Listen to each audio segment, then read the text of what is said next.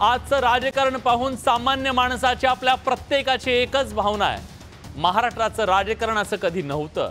त्याचं कारण आहे सर्व पक्षीयांमध्ये फोफावलेले वाचाळवीर। आपण आपल्या लोकशाहीने दिलेल्या व्यक्ती स्वातंत्र्याचा, बोलण्याच्या अधिकाराचा कितीतरी गौरव करतो, त्याचा उल्लेख करतो, पण आज लोकशाहीत राहणाऱ्या लोकशाहीच्या रखवालदारांनाच, आमदार खासदारांनाच आपल्या नेत्यांना तालिबानी व्यवस्थेवर जास्त विश्वास वाटतोय का, हा सवाल आहे। राहुल गांधींच्या आरक्षणावरच्या त्या वक्तव्यानंतर खासदार अनिल बोंडे आणि आमदार संजय गायकवाड यांनी जी भाषा वापरली आहे, हे बेताल बादशाह आहेत का, जो विखार आहे का, आणि ही तालिबानी मानसिकता आहे का? त्यामुळे प्रश्न निर्माण होतोय, राहुल गांधींवर अशी विखारी टीका योग्य आहे का? आरक्षणाचा मुद्दा पेटवण्याचा प्रयत्न आहे का? टीकेचं कारण आरक्षणावरचं प्रेम आहे की निव्वळ हे राजकारण आहे? तालिबानी फतव्यांचं समर्थन सत्ताधारी पक्ष करणार आहेत का? या सगळ्यावर सखोल चर्चा पुढच्या अर्ध्या तासात।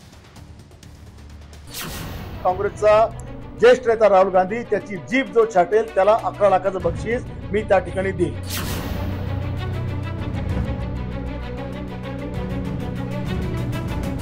परदेशात जाऊन वात्रटासारखं बोलत असेल तर जीभ छाटू नये, पण जिभेला चटके मात्र दिले पाहिजे।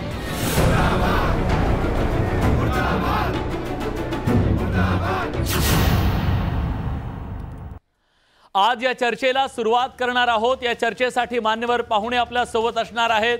ज्यांनी हे वक्तव्य केले ते सुद्धा असतील, त्याला विरोध करणारे सुद्धा असतील, पण त्याआधी आपण जाणून घेणार आहोत आजच्या चर्चेमध्ये सहभागी नेमका कोण कोण होत आहे।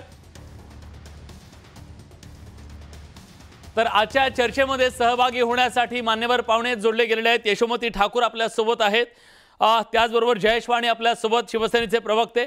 थोड्याच वेळात आपल्या सोबत भाजपचे खासदार अनिल बोंडे असतील आणि आपल्या सोबत शिवसेनेचे संजय गायकवाड आमदार सुद्धा असतील आणि अतुल लोंढे सुद्धा असणार आहेत। पण ही चर्चा सुरू करण्याच्या पूर्वी मला ते वक्तव्य दाखवायचं आहे। अनिल बोंडे नेमकं काय म्हणालेले आहेत? अनिल बोंडेंच्या त्या वक्तव्याच्या नंतर आपण ही चर्चा करतोय। खासदार आहेत अनिल बोंडे। अनिल बोंडे राहुल गांधी यांच्याबद्दल काय म्हटलंय आधी ते ऐकूया। जीभ छाटण्याची भाषा तर योग्य नाहीच आहे, परंतु राहुल गांधी जे आरक्षणाच्या संदर्भात बोलले ते भयानक आहे। आणि त्याच्यामुळं असं जर विपरीत कोणी बोलत असेल, परदेशात जाऊन वात्रटासारखं बोलत असेल तर जीभ छाटू नये, पण जिभेला चटके मात्र दिले पाहिजे। कारण काय, हे जिभेला चटके अशा लोकांना देणं आवश्यक आहे। हे कमी म्हणून की काय? 2च दिवसाच्या पूर्वी शिवसेनेचे आमदार संजय गायकवाड यांनी तर जीभ छाटण्याची सांगितलं, बक्षीस जाहीर केलं। काय म्हणाले बघा, त्यांचंही वक्तव्य आहे का?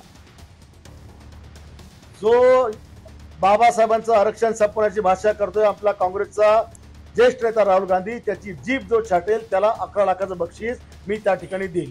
संविधान खतरे में है, संविधान भारतीय जनता पक्ष बदलणार आहे म्हणून एका समाजाला भीती दाखवायची आणि आता तेच संविधान खतम करण्याची भाषा बोलायची, हा दुटप्पी चेहरा हा यांचा समोर आलेला आहे। यांच्या बगलमध्ये छुरी आहे, मुंह में राम बगल में छुरी, असं चित्र या ठिकाणचं आहे। जीभ छाटण्याचे, जिभेला चटके देण्याची ही सगळी वक्तव्य कधी आली माहिती आहे? राहुल गांधींच्या आरक्षणावरच्या त्या वक्तव्यानंतर। पण आपल्याला ही चर्चा सुरू करण्याच्या पूर्वी प्रेक्षकांना दाखवायला हवं राहुल गांधी नेमकं काय म्हणाले होते। भारतात आरक्षण आणखी किती वर्ष लागू राहणार असा प्रश्न जेव्हा विचारण्यात आला तेव्हा राहुल गांधी असं म्हणाले की जेव्हा भारतात सगळ्यांना समान संधी मिळेल त्याच वेळी काँग्रेस आरक्षण संपवण्याचा विचार करेल, पण सध्या भारतात तशी स्थिती नाही। राहुल गांधींनी वॉशिंग्टन डीसीच्या जॉर्ज टाउन विद्यापीठामध्ये जो कार्यक्रम झाला त्या कार्यक्रमात त्यांनी हे वक्तव्य केलेलं होतं आणि याच कार्यक्रमाच्या त्या वक्तव्याच्या नंतर ही सगळी वक्तव्य नंतर यायला सुरुवात झाली। आपण चर्चेवर जातोय। आपल्या सोबत या चर्चेमध्ये सहभागी होण्यासाठी मान्यवर पाहुणे जोडले गेले आहेत। थोड्याच वेळात अनिल बोंडे येतील आपल्याकडे, पण मी सुरुवातीला यशोमती ठाकूर यांच्याकडे जातोय। यशोमती ताई, ज्या प्रकारची ही वक्तव्य सत्ताधारी आमदार आणि खासदारांकडून आलेली आहेत, निश्चितपणे महाराष्ट्राच्या राजकारणात हे न आवडणार आहे। तुम्ही कसं पाहता याच्याकडे? का होत आहेत ही वक्तव्य? बघा, मी राजकारण महाराष्ट्राचं अगदी लहानपणापासून बघितलेलं आहे। कित्येक मुख्यमंत्री माझ्या घरी येऊन गेलेले आहेत, ते सत्ताधारी आहेत किंवा ते विरोधात आहेत। पण अशा प्रकारची वायफळ बोलण्याची जी सवय आहे ती 2014 नंतर खूप वाढलेली आहे. ही पद्धत नसते राजकारणाची. मला आठवत असेल बाबा आमटे काय म्हणाले होते. बाबा आमटे म्हणाले होते की मला आनंदवन बंद करायचं आहे. म्हणजे काय? म्हणजे ज्या दिवशी कुष्ठरोग पूर्णपणे संपून जाईल त्या दिवशी आनंदवनची गरज होणार नाही आणि आनंदवन बंद करण्याचं स्वप्न मी बघतोय. म्हणजे त्यांना सगळ्यात जास्त कुष्ठरोगी पूर्ण त्याचं संपुष्ट करायचं होतं. त्याच्यातला जो किटाणू आहे तो काढून टाकायचा होता आणि मग त्यांचं स्वप्न पूर्ण होईल असं होतं. सन्मान्य विरोधी पक्ष नेते केंद्रातले काय म्हटले राहुलजी? राहुलजी म्हटले की ज्या दिवशी समानता होईल त्या दिवशी आम्ही आरक्षण संपवण्याचा विचार करू शकतो. हो की नाही? असंच बोलले ना? काय वेगळं बोल. मग आता जे सत्तेमध्ये आहे ते काय कान नाक डोळे बंद करून बसतात का? पूर्ण सेंटेन्स का ते ऐकू शकत नाही? तुम्हाला एक गोष्ट आवर्जून महाराष्ट्राबद्दल बोलली पाहिजे की 2024च्या लोकसभेच्या निवडणुका झाल्या आणि त्याच्यानंतरचे जे निकाल हातामध्ये आले त्या निकालांमध्ये जो महाविकास आघाडीला कौल जनतेने दिला त्याच्यानंतर अजून जास्त उग्र ही मंडळी बोलायला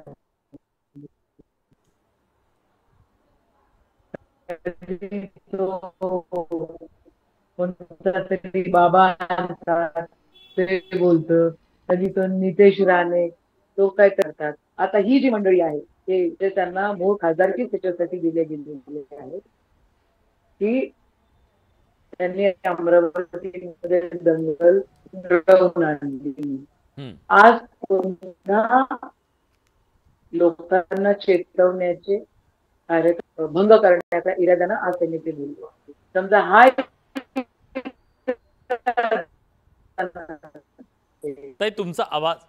तुमचा आवाज आमच्यापर्यंत नीट येत नाही. मी पुन्हा तुमच्याशी संपर्क करण्याचा प्रयत्न करतो. जयेश माने आपल्यासोबत जोडले गेले. जयेश, तुम्ही अनेक वर्ष पत्रकारितेत होतात. आता जरी एका पक्षामध्ये गेला असाल तुम्ही तरी राजकारण महाराष्ट्राचं कसं बदलत गेलेलं आहे हे आपण बघितलं. खरं तर राजकारणामध्ये टीका टिप्पणी होत असते. टीका टिप्पणी हे राजकारणाचं सौंदर्य सुद्धा म्हटलं जातं. वादविवाद होत असतात. पण ज्या गोष्टी आपण त्या अफगाणिस्तानमधल्या तालिबान्यांना म्हणायचो की हे तशा शिक्षा देतात, तशा प्रकारची ही वक्तव्य करून नेमकं काय साधलं जातंय, का हे होत आहे? मुळात विलासजी एक आपण बघितलं पाहिजे, भारतीय जनता पार्टी आणि त्यांच्या मित्रपक्षांनी एक नवीन पायंडा महाराष्ट्रात सुरू केलेला आहे. तो म्हणजे ज्यांना कशातलंच काही कळत नाही अशा लोकांना उच्च पदांवरती नेमणं. आपण विधानसभेला आणि लोकसभेला कायदे मंडळ म्हणतो. या कायदे मंडळात जी माणसं गेली आहेत त्यांना कायद्याचा जर अर्थ कळत नसेल तर अशी लोक कायदे मंडळात पाठवायचीत का हा मूळ प्रश्न आहे. जे वक्तव्य सगळ्यात पहिल्यांदा राहुल गांधी यांनी केलं, जे आपण आता दाखवलं, ते वक्तव्य राहुल गांधींचं आहे का? माझा मूळ प्रश्न हाच आहे. हा ज्यावेळेस 30 नोव्हेंबर 1950 साली बाबासाहेब आंबेडकर कॉन्स्टिट्युशनल असेंब्लीमध्ये भाषणासाठी उभे राहिले त्यावेळेस बाबासाहेबांनी स्वतः हे सांगितलं आहे की हे रिझर्वेशन तोपर्यंत चालेल जोपर्यंत दलित, वंचित, मागासलेले लोक हे मुख्य प्रवाहात येत नाहीत, त्यांना समान संधी उपलब्ध होत नाही. हे बाबासाहेबांचं वाक्य. बाबासाहेबांची भूमिका जर राहुल गांधी मांडणार असतील तर मला असं वाटतं की राजकीय पक्षांनी स्वागत करायला पाहिजे. दुसरा महत्वाचा मुद्दा आपण मांडला. मला असं वाटतं की आज जे काही संजय गायकवाड बोललेत किंवा जे काही अनिल बोंडे बोलले हे त्यांची मानसिकता आहे. जे पोटात आहे ते आज ओठात आलं.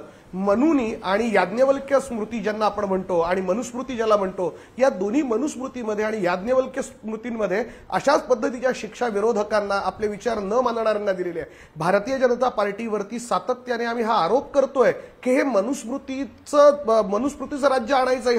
यांना इथली राज्यघटना संपवायची आहे. बघा, राहुल गांधी ज्या राज्यघटनेविषयी बोलत आहेत, ज्या बाबासाहेबांच्या वक्तव्याचा आधार घेऊन राहुल गांधी मत मांडत आहे, ते कसं चूक आहे. म्हणून मनुस्मृतीच्या शिक्षा जर इथे सुनावल्या जात असतील तर मला असं वाटतं तालिबान्यांच्या सुद्धा पुढची स्टेजवरती आपण जातो आहोत की काय, अशी परिस्थिती भारतीय जनता पार्टीने त्यांच्या लोकांनी निर्माण केली आहे. आपल्या चर्चेमध्ये स्वतः अनिल बोंडे खासदार जोडले गेलेले आहेत. बोंडे साहेब, तुम्ही चर्चेला, माझा आवाज पहिल्यांदा पोहोचतोय का आधी तुमच्यापर्यंत? माझा प्रश्न ऐकायला आला पाहिजे ना. बोंडे साहेब, माझा आवाज तुमच्यापर्यंत पोहोचतोय? बोंडे साहेब नमस्कार. हा नमस्कार नमस्कार. बोंडे साहेब, पहिल्यांदा तुमचं स्वागत. हॅलो. हा, आपण चर्चेला सुरुवात केली आहे. तुमच्या आधी 2 पाहुणे बोलले. धन्यवाद. आपल्यासोबत यशोमती ठाकूर आहेत, आपल्यासोबत आता माझे मित्र जयेश वाणी सुद्धा, शिवसेनेचे प्रवक्ते, शिवसेना उबाठाचे प्रवक्ते, आणि आपल्यासोबत आता तुम्ही जोडले गेलेले आहात आणि थोड्याच वेळात अतुल लोंढे सुद्धा जोडले जातील.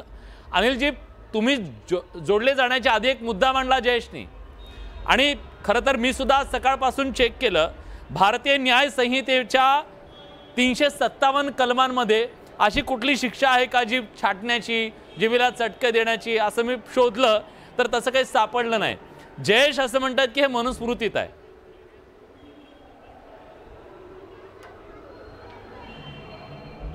जयेशला मनुस्मृती वाचली की नाही मला माहित नाही, पण मी तर नाही वाचली मनुस्मृती. हा, पण एक गोष्ट आहे की आमच्या वराडामध्ये एखादा व्रात्य मुलगा, अरे पूर्ण थांबा तर खरं राजा हो, आमच्या वराडामध्ये एखादा व्रात्य मुलगा जर शिव्या देत असेल, वाह्यातपणे बोलत असेल तर आई म्हणायची की याच्या जिभेला चटके दिले पाहिजे, कारण याचं हे बोलणं थांबेल. राहुल गांधींनी काय केलं? भारत मातेच्या विरोधात, भारताच्या विरोधात अमेरिकेमध्ये जाऊन भारताच्या विरुद्ध गरळ ओकलं.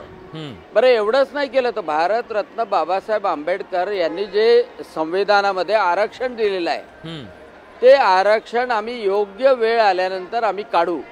फेअर म्हणजे जेव्हा फेअर कंडिशन राहील तेव्हा आम्ही काढू. आणि सर्वात महत्वाची गोष्ट म्हणजे की हे जे नेहरू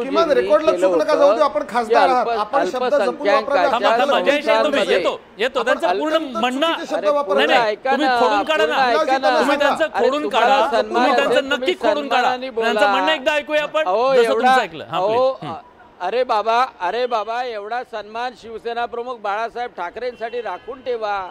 उभाठ्यावाले कशाला त्या राहुल गांधीची तळी उचलून धरता? त्याच्यासाठी लाळगोटेपणा करून काही तुमचं भलं होणार नाही. मला असं वाटतं आपण पहिल्यांदा देवेंद्रजींचं काय होतं ते बघा, त्यांचा सन्मान जास्त करा ना.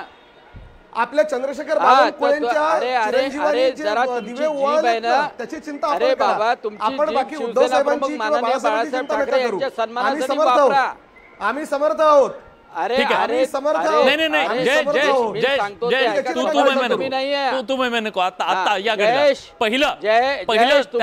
नाहीये म्हणून आम्ही सांगतोय.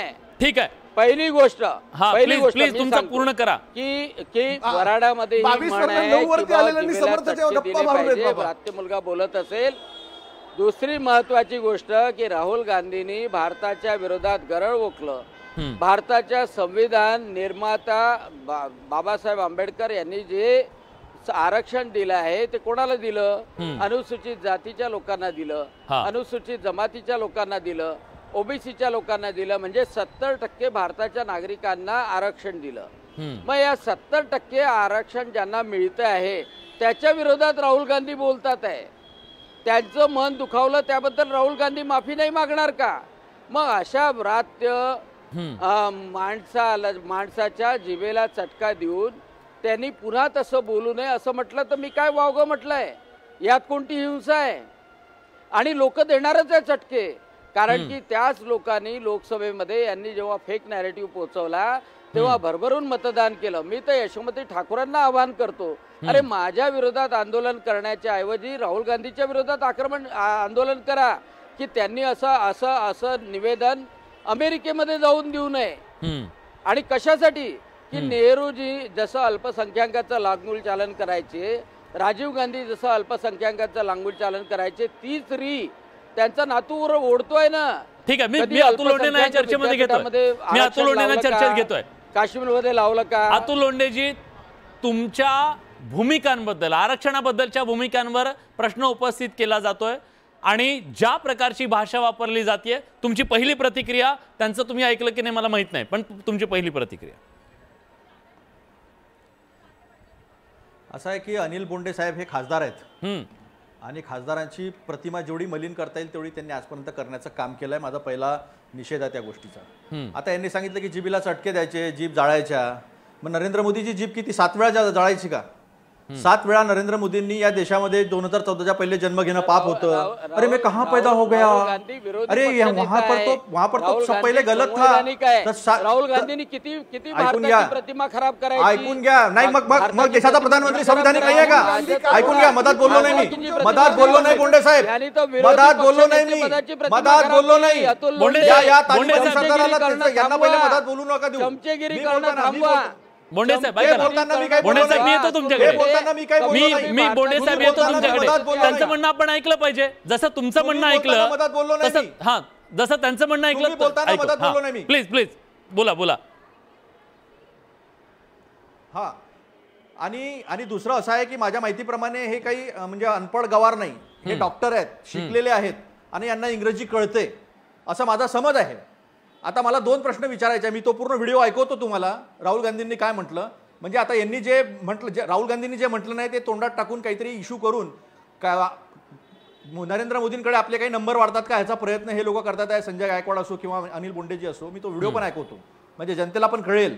आणि दुसरी गोष्ट, या देशामधले प्रधानमंत्री हे पण संविधानिक पद आहे आणि जे 7 देशामध्ये जाऊन भारत देशाची बदनामी नरेंद्र मोदींनी केलेली आहे ती पंतप्रधान पदावरून केलेली आहे. त्यांची जीभ छाटायची की त्यांची जीभ जाळायची की मग अजून काय जे काय म्हणतात ते करायचं का, हे काँग्रेसच्या कुठल्याही कार्यकर्त्यांनी म्हटलं नाही, कुठल्या नेत्यांनी म्हटलं नाही. सभ्यपणे सांगितलं की नरेंद्र मोदीजी तुम्ही हे चुकीचं करता आहात. आता राहिला प्रश्न बोंडे साहेब, विदर्भाचा मानसन्मान जातो म्हणून वाईट वाटतं हो. आपला विदर्भ हा राष्ट्रसंत तुकडोजी महाराज गाडगे महाराजांचा आहे. आता मी हा व्हिडिओ ऐकवतो, हे राहुल गांधींनी काय म्हटलं ते.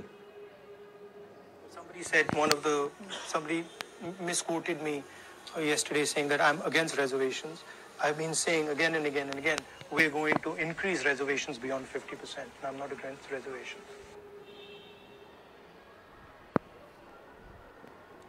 त्यांनी स्पष्टपणे सांगितलं. आता माझा एक प्रश्न आहे अनिल बोंडे साहेबांना.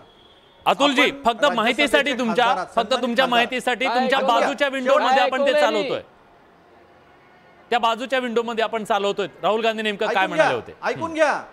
आता माझं म्हणणं आहे की प्रायव्हेट बिल अनिल बोंडेंनी आणावं. अनिल बोंडेंना फार म्हणजे कळवळा आहे, भाजपचे ते नेते आहेत, राज्यसभेचे खासदार आहेत. आपण प्रायव्हेट बिल आणाल का? 50% मर्यादा नरेंद्र मोदींनी काढावी आणि आरक्षण जे आहे ते सगळ्यांना मिळू द्यावं, देशातले भांडण संपवावे. याचं प्रायव्हेट बिल अनिल बोंडे आणणार का? विषयावर बोला ना अतुल लोंढे, उत्तर द्यावं. विषयावर बोला ना. तयार नाही. राहुल गांधींनी काय म्हटलं, अनिल बोंडे साहेब मुद्द्यावर बोलतोय. Fair conditions are not there. When will be there there will be fair condition. म्हणजे राहुल गांधी येतील तेव्हा फेअर कंडिशन आणि आम्ही रिझर्वेशन काढू. अरे मुद्द्यावर बोला ना, मुद्द्यावर बोला ना. When fair conditions are will be there will withdraw the reservation. When he was asked question by a girl from Bengaluru, that girl belongs to India who is taking education in Washington. She was against the reservation. She was against the reservation. What Rahul Gandhi told. When the fair conditions. Anil Bondeji, मी दोघांना थांबवतोय. मला अनिल बोंडेला एक प्रश्न विचारायचा आहे. अनिल बोंडेजी, मी दोघांचा प्रश्न विचारतो. आपल्या पदाचा तर मान ठेवा. अनिल बोंडेजी काय बोलतायत? नाही, एक मिनिट. अनिल बोंडेजी आपल्या ते असं म्हणाले की समानता आल्यानंतर ठेवला तर मी कशाला ठेवू? जर समानता आली तर आता खऱ्या अर्थानं अरे बाबा विलास, माझ्या एक मिनिट मी इंटरप्ट करतो. 1 मिनिट इंटरप्ट करतो. राहुल गांधींनी समानता हा शब्द वापरला नाही. समान फेअर कंडिशन म्हटलंय, समानता नाही म्हटलं. Not equality, not equal opportunity. समान संधी म्हणाले, समान संधी नाही वापरला त्यांनी. फेअर कंडिशन म्हटलं. चला, माझं आव्हान आहे, ऐका ना. विलासी विलासी विलासी विलासी जे डॉक्टर साहेब म्हणतायत त्यांनी आता लाईव्हला ऐकवलं तर मी आयुष्यभरासाठी राजकारणातून संन्यास घेईन. ऐकवा अनिल बोंडेंनी. चला, आणि अनिल बोंडेंना जर त्यांच्या म्हणण्यावरती विश्वास असेल तर उद्या सकाळी त्यांनी खासदारकीचा राजीनामा द्यावा जर नाही ऐकवू शकलेत तर. आहे का हिंमत? सांगा. मी राजकारण सोडतो आयुष्यभरासाठी. शब्दावरती कायम राहणं काय असतं छत्रपती शाहू महाराज फार नसतं. तुम्ही वारंवार सांगता छत्रपती शाहू महाराजांच्या संकल्पनेमधून सुरू झालेलं आरक्षण, ऐकून घ्या. भारतरत्न बाबासाहेब आंबेडकरांनी दिलेलं आरक्षण एक छछोर नेता जर काढतो म्हणतोय, एक छछोर नेता, राहुल गांधी सारखा छछोर नेता की जो परदेशामध्ये मजेसाठी जातो, जो तुम्हाला ना परदेशामध्ये बाबासाहेब मजेसाठी कळाले, जातो ना असा तुम्हाला जयेश राज्यघटना जयेश कळाली. असेल, जयेश तुम्ही मी विचारतो त्यांना द्यायलाच पाहिजे. बोंडे हेच तर साहेब राज्यघटना बोंडे बदललंय. साहेब बोंडे हेच साहेब तर जय राज्यघटना जय बदललंय. जय माफ करा मी थांबवतोय तुम्हाला. त्यांचं असं म्हणणं आहे बाबासाहेबांची जी आरक्षणाबद्दलची भूमिका आहे ना तीच भूमिका राहुल गांधींनी मांडली. मग त्यात वावगं काय आहे? जर समजा त्यांनी ठीक आहे एक प्रकारे असं समजूया नाही मांडली की ना.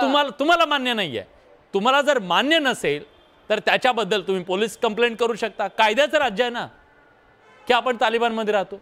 सांगा ना भारतीय न्याय संहितेच्या कुठल्या कलमामध्ये आहे? विलास, मला बोलू दे. मला चटके. हे सांगा मला मला मला मला हे सांगा मलाच मान्य असण्याचा प्रश्न नाही. मी तर ओबीसी आहे, मी तर एका कुणबी समाजाचा आहे, मी तर आरक्षणावर वर आलेलो आहे. परंतु अनेक असे आदिवासी आणि तरी आहे, इतरांचे आरक्षणाला विरोध अनेक करतात. असे अनुसूचित जातीतले आहे. या सगळ्यांना याच्यामुळं मोठं भयाचं वातावरण निर्माण झालं की जेव्हा फेअर कंडिशन येतील तेव्हा राहुल गांधी आरक्षण काढेल. आणि राहुल गांधीच काय हो, राजीव गांधींनी नेहरूंनी अल्पसंख्याक संस्थांमध्ये कुठं आरक्षण दिलं? काश्मीरमध्ये 370 कलम लावलं, तिथे कुठे आरक्षण ठेवलं? पहिल्यांदा 370 कलम काढल्यानंतर काश्मीरमध्ये आरक्षण दिलं गेलं. आता अलीगड मुस्लिम विद्यापीठात कुठं आरक्षण आहे? फिकीर अनुसूचित जाती जमातीची नाहीये, नाहीये, यांना अल्पसंख्याकाची फिकीर आहे, यांना मायनॉरिटीची फिकीर आहे. ते नाराज होऊ नये याची फिकीर आहे. जय थांबा अतुलजीने बोलते. हा अतुलजी एक एक बोलू. विलास, माझं एक अतुलजी म्हणणं काय आहे बोलणार? की जे व्यक्ती त्याच्यावर खासदार बोलण्यासारखं आहेत, काहीतरी आहे का त्यांनी अतुलजी जवळ? डिबेट आणि चर्चेचा डेकोरम ठेवावा. मधात बोलू नये. मधात बोलले तर लक्षात येईल की ते खोटा बोलत आहेत आणि त्याच्यामुळे ते मधात बोलून इंटरप्ट करतात असा मेसेज जाईल. मला दोन गोष्टी स्पष्टपणे म्हणायच्या आहे. राहुल गांधीजींनी स्पष्टपणे सांगितलं की तुम्ही जर 50% मर्यादा काढली नाही तर आम्ही आल्यानंतर 50% मर्यादा काढू. हे स्पष्टपणे राहुल गांधीजींनी सांगितलं आहे. दुसरी गोष्ट, डॉक्टर बाबासाहेब आंबेडकरांनी कॉन्स्टिट्युएंट असेंब्लीमध्ये म्हणजे 1950 साली तर म्हटलंच होतं, पण कॉन्स्टिट्युएंट असेंब्लीमध्ये जेव्हा आरक्षण सुरू होतं आणि जेव्हा 15/4 आणि 16/4चं डिस्कशन होत होतं ज्याच्यामध्ये शैक्षणिक आणि आर्थिक मागासलेपणाच्या वर चर्चा सुरू होती, तेव्हा त्यांनी सांगितलं की हे आरक्षण तोपर्यंत चालू राहील जोपर्यंत समानता प्रस्थापित होत नाही, जोपर्यंत जे SC ST OBC ज्या विचारांसोबत बोंडेसाहेब बसलेले आहे, ज्यांचं संविधान मनस्मृती आहे, त्या लोकांनी माणूस म्हणून ज्यांना वागणूक दिलेली नाही आहे ती जी बरोबरी येईल त्यावेळेस हे आरक्षण गेलं पाहिजे आणि ही लिस्ट श्रिंक झाली पाहिजे. The shrink word has been used by doctor Babasaheb Ambedkar. आता राहुल गांधीजींना तिथे एका बंगलोरच्या मुलीनी भारतीय मुलींनी आमच्या बहिणींनी प्रश्न विचारला की हे काय सुरू आहे, मेरिटोक्रेसी कधी इस्टॅब्लिश होईल? कदाचित ती यांच्याच विचाराची असेल, कारण मेरिटोक्रेसी वगैरे हेच चालवतात. तर मेरिटोक्रेसी कधी इस्टॅब्लिश होईल आणि हे तुम्ही आरक्षण कधी संपवाल? तर त्यांनी सांगितलं की नॉट पॉसिबल टुडे. जेव्हा याच्यामध्ये फेअरनेस येईल, जेव्हा समानता इस्टॅब्लिश होईल तेव्हा आम्ही हे आरक्षणचा विचार करण्यात येईल. संपवू वगैरे तर असं ते शक्यच नाही आहे. आणि मग त्यांनी दुसऱ्या दिवशी ऐकून घ्या, दुसऱ्या दिवशी त्यांनी सांगितलं की हे जे मिसलिडिंग चालू आहे, जे राहुल गांधींसोबत 8-10 हजार कोटी खर्च करून मागच्या 10 वर्षात सुरू आहे, जे सोना इधर से डाला उधर से डाला, हे जे मोदींचं वाक्य होतं ते राहुल गांधींच्या तोंडात कसं घातण्यात आलं, त्याचा जो वापर केला तशा पद्धतीचा वापर केला. आता माझं फक्त बोंडे साहेबांना हात जोडून विनंती आहे, बोंडे साहेब आपला फार मोठा सत्कार करू आपण. ऐकून घ्या, मोजरीमध्ये काँग्रेसतर्फे बोंडे साहेबांचा फार मोठा आपण सत्कार करू. आपण राज्यसभेचे खासदार आहात, आपण सांगितलं कुणबी आहे, आम्ही त्याच जातीचे आहोत सगळे. आपल्याला आमचं म्हणणं आहे की आपण 50% मर्यादा काढणारं प्रायव्हेट बिल आणावं, आपला सत्कार करू बोंडे साहेब आपण. ठीक आहे अनिल बोंडेजी, चला तुम्हाला आमचं हे काय आव्हान आहे. ठीक आहे अनिल बोंडे, ठीक आहे तुमचा मुद्दा लक्षात आला. अतुल ऐका ना आता अतुल लोंढेंना माझं एकच म्हणणं आहे की भारतामध्ये असताना 50% वरची मर्यादेची मागणी करायची आणि तिकडे परदेशात गेल्यानंतर बंगलोरची एक बहीण विचारते, आता कोण विचारते आणि कोण विचारायला लावते हे उघड सत्य आहे, विचारते आणि तेव्हा तेव्हा राहुल गांधी म्हणतात की ऐका ना आता तुम्हाला शांत बसावं लागेल ना अतुल लोंढे, तुमच्यावरच तो आरोप होईल ना, तुम्ही खोटं बोलता म्हणून, मधामधात बोलता म्हणून. शांत बसा ना थोडे. तर मग भारतामध्ये 50% वरचं आरक्षण मागायचं, भारतामध्ये जाती गणना मागायची आणि अमेरिकेमध्ये गेल्याबरोबर तिथे म्हणायचं की नाही, when fair conditions will come will withdraw the आरक्षण, will withdraw the reservation. But at present there are no fair condition. म्हणजे फेअर कंडिशन हे आले तर फेअर कंडिशन होईल आणि आरक्षण आम्ही विड्रॉ करू असं जर सांगत असेल, डुप्लिकेट भूमिका राहुल गांधी घेत असेल, तर राहुल गांधींनी भारतात यावं आणि सांगावं चंद्र सूर्य जोपर्यंत आहे तोपर्यंत आरक्षण राहील हे सांगावं आणि सगळ्या ओबीसी SC ST समाजाची माफी मागावी. एवढंच माझं म्हणणं आहे. ठीक आहे, एवढंच माझं म्हणणं आहे. अतुल लोंढे आणि अतुल लोंढे चमचेगिरी करत असाल तर तुम्ही राहुल गांधीला सांगा. मी यशोमती ठाकूरला तेच सांगितलं की म्हटलं एवढंच राहुल गांधीला तुम्ही जे बोलले ते चुकीचं आहे. एवढी हिंमत दाखवा. उभाटा वगैरे बोलत नाही. तुम्हाला सांगतो कारण तुम्ही राहुल गांधीशी उभाटा उठणे आहे. अतुलजी मी विचारतो त्यांना. बोंडे साहेब ठीक आहे, मी ठीक आहे. बोंडे साहेब एक नाही येतो. जय प्लीज थांबा ना. जयजी प्लीज थांबा.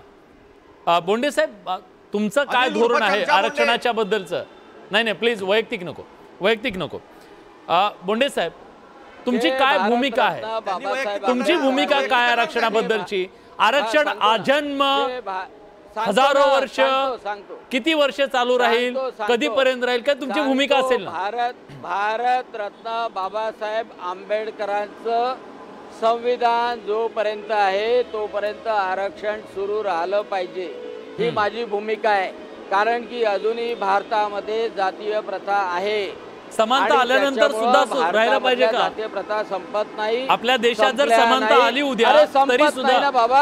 आता एवढे वर्षापासून आता 65 वर्ष झाले आणि त्याच्यामुळं भारतरत्न बाबासाहेब आंबेडकरांचं जे संविधानाने दिलेलं आरक्षण आहे त्याच्यावर कोणी बोलू नये, संविधानावर बोलू नये हे माझी मागणी आहे. ठीक आहे जयेश, मला सांगा परदेशात जाऊन लोकसभा निवडणुकीमध्ये तुम्ही सगळ्यांनी एक नेरेटिव्ह सेट केलेला होता की हे संविधान बदलणार, हे आरक्षण बदलणार, आरक्षण संपवणार, अशा प्रकारचं हो ठीक आहे, अशा प्रकारचा नेरेटिव्ह सेट झालेला होता. त्याला काट देण्यासाठी म्हणून अशा प्रकारचं याचं आता भांडवल केलं जाते का जयेश? अहो कसलं भांडवल? मला एक गोष्ट सांगा, मोदी साहेबांविषयी किंवा भारतीय जनता पार्टीवाले ज्या हिमतीविषयी बोलतायत ना, त्यांनी ती हिंमत इथे दाखवण्याऐवजी मणिपूरमध्ये एक चक्कर मारून यावं, फेरफटका मारून यावा, त्यांची हिंमत दिसून जाईल. तिथे जाणं होत नाही, इथे टीव्हीवरती येऊन गप्पा मारतात. अनिल बोंडेजी फक्त एक मिनिट अनिल बोंडे साहेब आणि त्यांचा पक्ष महिलांविषयी काय विचार करतो हे आपल्या लक्षात येईल. बघा आणि आता थोडंसं रिवाइंड करून बघा म्हणजे आपल्याला कळेल की ते यशोमतीताईंविषयी एकेरी शब्दांनी बोलले आहेत की नाही, यशोमतीताईंचा उल्लेख एकेरी शब्दांनी केलेला आहे की नाही, ही ह्यांचं मी सातत्याने सांगतोय. हे मनुवादी लोक आहेत, ह्यांच्या जे पोटात आहे ना ते ओठात येत आहे सातत्यानं. मनुस्मृती हेच सांगते ना, चटके द्या, जिभा कापा, कानामध्ये शिस होता, जगू देऊ नका, मारून टाका, हातपाय बांधा, गळ्याला झाडू लावा, टमरेल बांधा, हे मनुस्मृतीचे विचार घेऊन चालणारीच माणसं आहेत. यांना राज्यघटना कळणार नाही. माझं आव्हान आहे जे वाक्य त्यांनी बोललं, मी पुन्हा सांगतो, हे दुसऱ्यांदा सांगतोय, मी राजकारणातून आयुष्यभरासाठी संन्यास घेईल नाही तर उद्या त्यांनी राजीनामा द्यावा. जे वाक्य त्यांनी बोललेत राहुल गांधीच्या नावाने ते त्यांनी ऐकवावं, जसं अतुल दादा लोंढेंनी ऐकवलं राहुल गांधी काय बोलले. ठीक आहे माझा वेळ संपला. बघूया, पसरवू नका. ठीक आहे अनिलजी, आव्हान स्वीकारताय का? हा प्लीज शेवटची कमेंट. प्लीज नाही मी सांगतो या जयेशला, जयेश शिवसेना प्रमुख माननीय बाळासाहेब ठाकरेचा शिवसैनिक नाहीये. शिवसेनेची भाषा कोणती होती? अरे जयेश मी शिवसेनेचा आहे, बाळासाहेब ठाकरेंचा शिवसैनिक आहे, उद्धव ठाकरेचा नाहीये. तुझ्यासारखी चोपडी भाषा नाहीये. मला शिवसेना प्रमुख माननीय बाळासाहेब ठाकरे म्हणून मी तसं तुझ्यासारखी चोपडी भाषा आणि लालगोटीची भाषा एवढं लक्षात ठेव. समजलं? ठीक आहे माझा वेळ संपलाय. पण एक आज महाराष्ट्रातले जे प्रेक्षक बघतायत त्या सगळ्यांची आशा अपेक्षा ही आहे ना की आपण इथं लोकशाहीमध्ये राहतोय, लोकशाहीमध्ये राहत असताना आपल्या नेत्यांनी ती भाषा सुद्धा लोकशाहीची असली पाहिजे. आपण तालिबानी मनोवृत्तीतून तशा प्रकारचे वक्तव्य करू नयेत, ही अपेक्षा जर बाळगली तर त्यात चुकीचं काय? आशा करूया निवडणुकीचा रणसंग्राम पुढच्या काही दिवसात आहे. या निवडणुकीच्या रणसंग्रामाच्या तोंडावर अशा प्रकारची भाषा वापरली जाणार नाही आणि संबंधित पक्षांनी सुद्धा त्याच्याबद्दल काळजी घ्यायला हवी. कुणी नाही, विरोधकांचे सुद्धा नेते असे अनेक वाचाळवीर आहेत. या सगळ्या वाचाळवीरांना आवर घालणं अतिशय गरजेचं आहे.